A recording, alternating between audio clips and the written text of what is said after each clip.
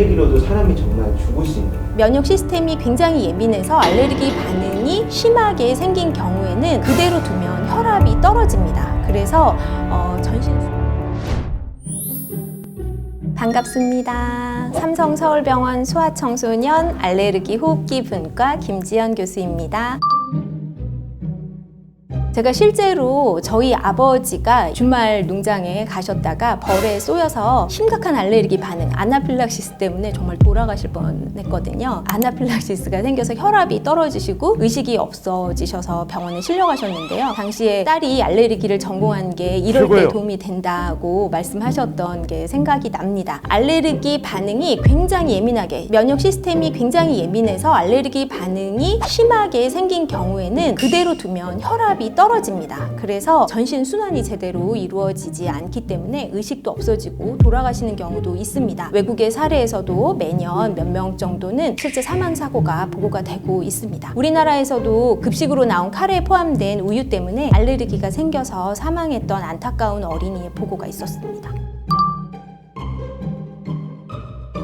알레르기를 한 번이라도 경험했던 환자들은 대개 본인의 알레르기 증상도 잘 알고 계시고요. 병원에서 비상약도 처방받아서 가지고 계세요. 먹는 약도 가지고 있고 또는 주사약까지도 가지고 계시는 경우가 있기 때문에 내 증상에 맞춰서 교육받은 대로 약을 쓰시면 됩니다. 하지만 그동안 내가 알레르기가 있는지 몰랐는데 이번에 처음 증상을 경험했고 알레르기 같다고 하면 혼자서 해결하려고 하지 마시고 최대한 빨리 병원에 방문하셔서 치료를 받으시는 것이 제일 중요합니다. 알레르기가 확실하다고 하면 적극적인 치료를 받기 전에는 피하는 것이 답입니다. 제가 지금 말씀드린 적극적인 치료라고 하는 것은 원인의 종류에 따라서 면역 치료를 받을 수가 있거든요. 음식이나 아니면 꽃가루, 진먼지 진드기 같은 경우에 방법은 좀 다르지만 면역 치료를 받을 수가 있습니다. 그래서 면역 치료를 전문적으로 받아서 내가 체질이 바뀌었고 근본적으로 해결이 되었다라고 하는 게 아니라면 회피가 답입니다.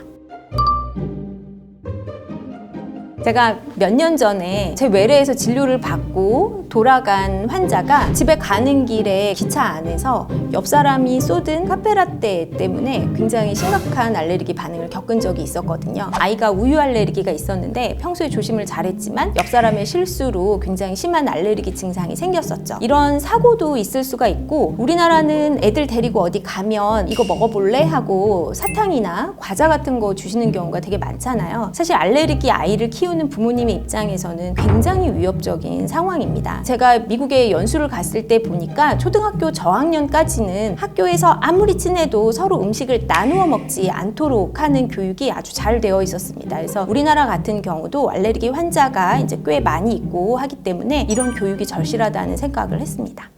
알레르기가 있는데 고양이를 계속 키우면 건강이 안 좋아지나요?